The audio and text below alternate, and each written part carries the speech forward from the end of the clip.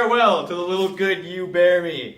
Farewell? A long farewell to all my greatness. This is the state of man. Today he puts forth the tender leaves of hope. Tomorrow blossoms, and bears his blushing honors thick upon him. The third day comes a frost, a killing frost. And when he thinks, good, easy man, full surely his greatness is a ripening, nips his roots, and then he falls, as I do. I have ventured, like little wanton boys that swim on bladders, this many summers in a sea of glory, but far beyond my depth. My high-blown pride at length broke under me, and now has left me weary and old with service, to the mercy of a rude stream that must forever hide me. Vain pomp and glory of this world, I hate ye. I feel my heart new opened. Oh, how wretched is that poor man that hangs on princes' favors. There is betwixt that smile we would aspire to, that sweet aspect of princes and their ruin, more pangs and fears than wars or women have. And when he falls like Lucifer, never.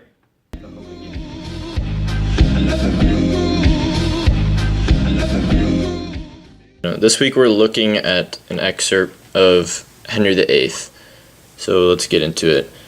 So farewell to the little good you bear me, farewell, a long farewell to all my greatness. So basically here he's saying goodbye to his previous success and all the people around him. This is the state of man. Today he puts forth the tender leaves of hope, tomorrow blossoms, and bears his blushing honors thick upon him. So blossoms, so he's talking about like a type of plant, tender leaves, hopes. So he's saying that he gets full of himself after he succeeds, and he bears his blushing honors thick upon him. So he's talking about his success, previous success. The third day comes a frost, a killing frost.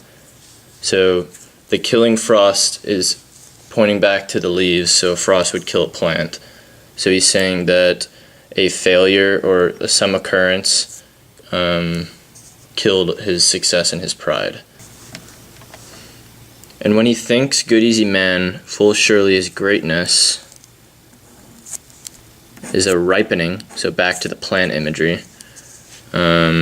Nips his root, again back to the plant, and then he falls as I do.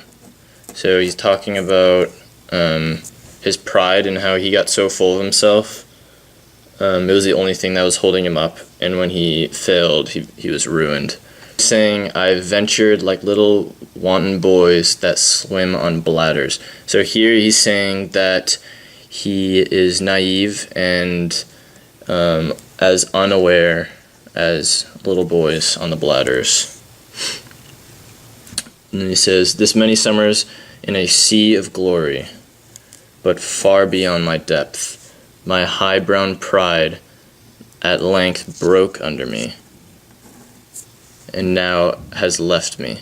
So now he's explicitly saying that his pride is gone, and he's ruined, and that he can't do anything. So pride is gone. Okay. Weary and old with service, to the mercy of a rude stream. Here's some imagery of the stream that must have ever hide me. Vain pomp and glory of this world, I hate ye. So now he is cursing the world.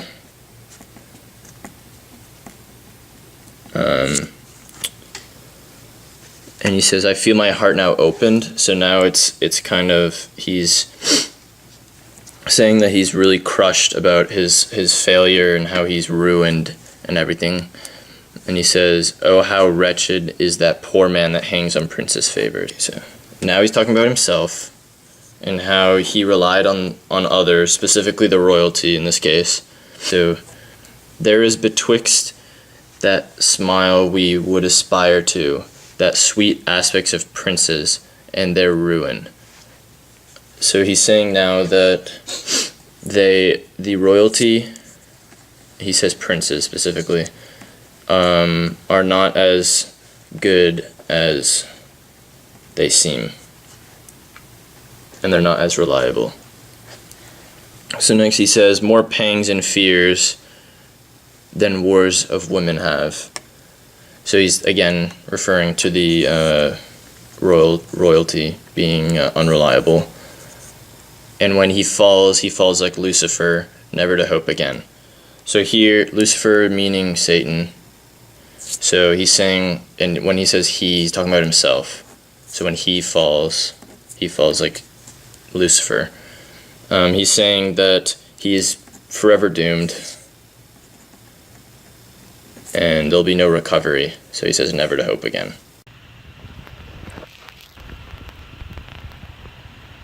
Today we're going to analyze this poem using soapstone, which of course stands for speaker, occasion, audience, purpose, subject, and tone. So first we're going to look at the speaker. The speaker is Cardinal Wolsey, who is a prideful man, and his pride leads to his ruin. The occasion is that he feels like he's been wronged. The audience is the people that he's talking to in the play. The purpose is to curse the world, and specifically the royalty, for his failures. The subject is failure due to pride. The tone is aggrieved.